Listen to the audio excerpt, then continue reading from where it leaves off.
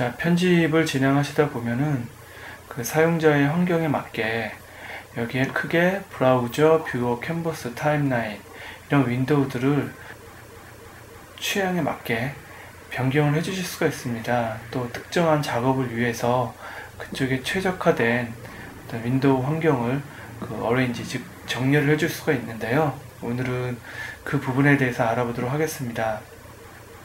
먼저 처음 파이널 컷 프로를 기본적으로 시작하시게 되면 나오게 되는 이런 화면. 자, 요 화면은 스탠다드입니다. 스탠다드 표준 화면입니다. 표준 윈도우 정렬 설정으로 되어 있는 부분입니다. 대부분의 경우 지금 애플사의 파이널 컷 프로가 이런 식으로 윈도우를 어레인지 해 놓은 경우에는 가장 최적화된 많은 사용자들이 이 부분이 편하다고 생각을 하고 또 효율적이다라고 말씀을 해주셨기 때문에 이러한 환경을 지금 기본 윈도우 환경으로 가져가고 있습니다. 자, 하지만 사용자에 따라서 이러한 부분들을 변경을 해주실 수가 있는데요. 자, 그 변경 메뉴를 보겠습니다. 자, 윈도우 어레인지 변경 메뉴는 그 위에 있는 메뉴들 중에 윈도우라고 하는 메뉴 있습니다.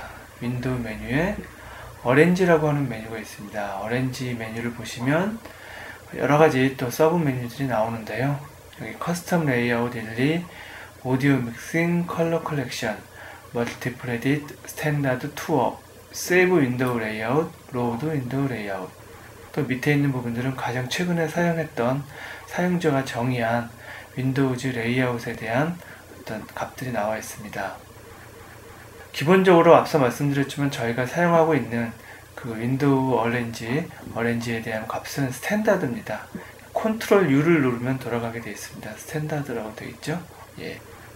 자, 하지만 필요에 따라서 멀티프레디트, 컬러 컬렉션, 컬러 교정, 또 오디오 믹싱, 또 투어 이런 다양한 윈도우 환경을 사용하실 수가 있는데요. 먼저 투업을 보겠습니다. 지금 현재 화면이 스탠다드라고 하면 투업이라고 하는 환경을 다시 한번 보겠습니다. 이렇게 클릭을 해주시면 너무 갑자기 바뀌어서 잘 안 보이시나요? 다시 한번 바꿔보겠습니다. 기존 환경이 스탠다드입니다. 스탠다드 환경이라고 하면 자, 투업이라고 하는 환경은 자, 투업입니다. 이렇게 캔버스하고 뷰어 중심의 어떤 작업 환경이 되겠습니다. 자, 아주 세밀한 작업을 하시거나 또 한 프레임 한 프레임이 중요하거나 컬러에 대한 민감도가 중요한 프로젝트일수록 이런 최종 타임라인의 아웃, 즉 캔버스 창의 크기가 중요하게 됩니다. 역시 초기의 러프 컷을 담당하게 되는 이 뷰어 창 역시 세밀한 작업을 하실 수가 있습니다. 자, 물론 뷰어 창하고 캔버스 창이 커지게 되면 이 타임라인 창과 브라우저 창이 상대적으로 작아집니다. 자, 이 부분은 그래서 지금 타임라인 상에 많은 트랙을 사용하지 않고, 그렇죠? 현재 이 타임라인은 2개 트랙 정도를 사용을 하고 있습니다. 2개 트랙 정도를 사용을 하고 있는데 타임라인의 트랙이 많아지지 않고 오디오 트랙 역시 4트랙 혹은 5트랙 최대 이상 커지지 않은 상태에는 이런 뷰어나 캔버스 창을 좀 부각시켜서 작업할 수 있는 투어, 그렇죠? 다시 한번 말씀드리면 투어 윈도우즈 어레인지 환경이 적합하게 됩니다. 다시 한번 스탠다드를 가보게 될까요? 자, 스탠다드 환경입니다. 자, 이 스탠다드 환경은 자, 타임라인상에서 트랙을 많이 사용하게 될 경우에, 그렇죠? 현재는 이렇게 하나, 둘, 셋, 넷, 총 6개 트랙을 사용하고 있습니다. 오디오까지. 하지만 이런 트랙들이 계속해서 많아지는 경우가 있을 수 있겠죠? 자, 이렇게 계속해서 추가가 되는 경우가 있을 수가 있습니다. 자, 한번 계속 올려볼까요? 자, 필요에 따라서 이렇게 트랙이 많아지는 경우에는 이 스탠다드, 표준 윈도우즈 정렬 환경에서 사용하시는 것이 가장 적합하고요. 만약에 이렇게 트랙이 많은 경우에 이런 투어, 그렇죠? 투어 환경을 사용하시게 되면 자, 위에 뷰와 캔버스는 시원해졌지만 밑에 있는 타임라인이 상대적으로 축소가 되기 때문에 이렇게 스크롤이 생기게 됩니다. 그렇기 때문에 작업의 어떤 효율성이나 속도 면에 있어서 조금 불리하게 되겠죠. 그렇기 때문에 타임라인상에서 작업을 많이 하실 때에는 보통 이렇게 스탠다드 환경에서 작업을 많이 하시고, 최종 작업이 다 끝나시고, 그렇죠? 작업이 끝나시고, 자, 캔버스상에서의 출력되는 부분들을 쭉 한번 훑어볼 때에는 다시 투업 환경으로 바꿔놓으시고 작업을 하시고 이렇게 한번 돌려보는, 그렇죠? 돌려보는 이런 과정들이 필요하게 됩니다. 자, 이렇게 크게 윈도우즈 얼렌지 환경은 스탠다드 환경과 투업 환경을 많이 사용을 하십니다. 하지만 경우에 따라서 만약에 컬러 보정이 필요하다, 컬러 컬렉션, 컬러 보정의 과정이 필요하게 되면 또 다른 윈도우가 필요하게 되죠.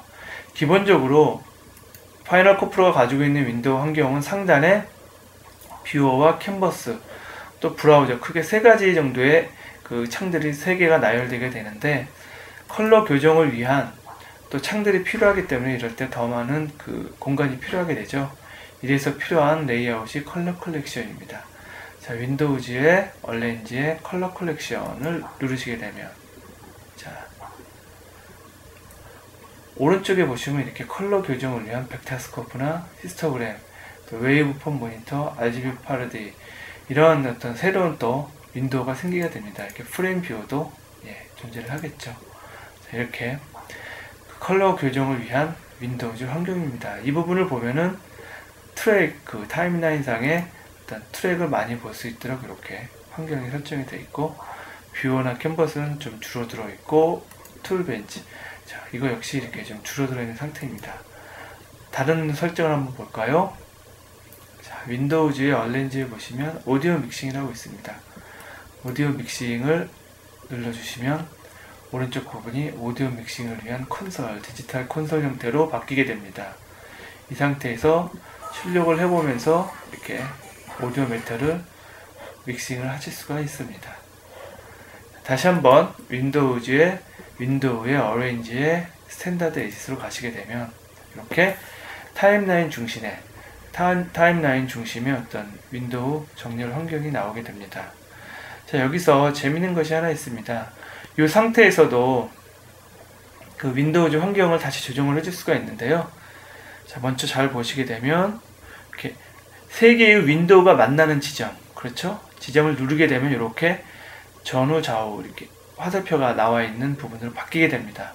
이렇게 되어 있다가 커서가 이렇게 세 개의 윈도우가 만나는 지점을 누른 상태에서, 클릭을 한 상태에서 쭉 움직이시게 되면 전체 윈도우가 같이, 그렇죠? 부각시키고자 하는 윈도우의 기준으로 계속해서 바뀌게 됩니다. 이런 상태에서 클릭한 버튼을 놓아주시면 이 상태로 다시 바뀌게 되죠. 자, 이렇게 바뀌게 됩니다. 만약에 이쪽을 보게 될까요? 이쪽을 보게 되면 이렇게 뷰어 캔버스 타임라인이 만나는 점을 이렇게 움직이시게 되면 이렇게 바뀌게 됩니다. 자, 재밌죠? 예.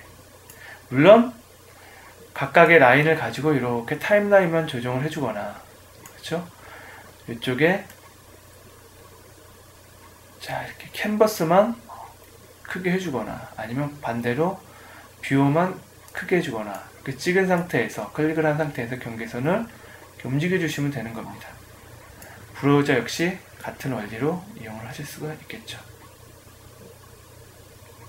자, 이와 같이 그 파이널 컷 프로는 사용자의 윈도우 정렬 환경을 이렇게 오디오 믹싱, 컬러 컬렉션, 스탠다드, 투업 정도의 다양한 환경으로 제공을 하고 있고, 방금 전 알려드린 바와 같이 이렇게 경계선을 찍고 움직이면서 또 사용자의 환경에 다양하게 다시 맞춰줄 수 있는 기능을 제공을 하고 있습니다.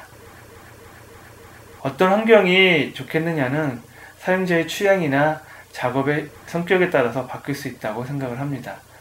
본인의 작업 환경에 맞는 윈도우즈 정렬 환경을 만들어 보시기 바랍니다.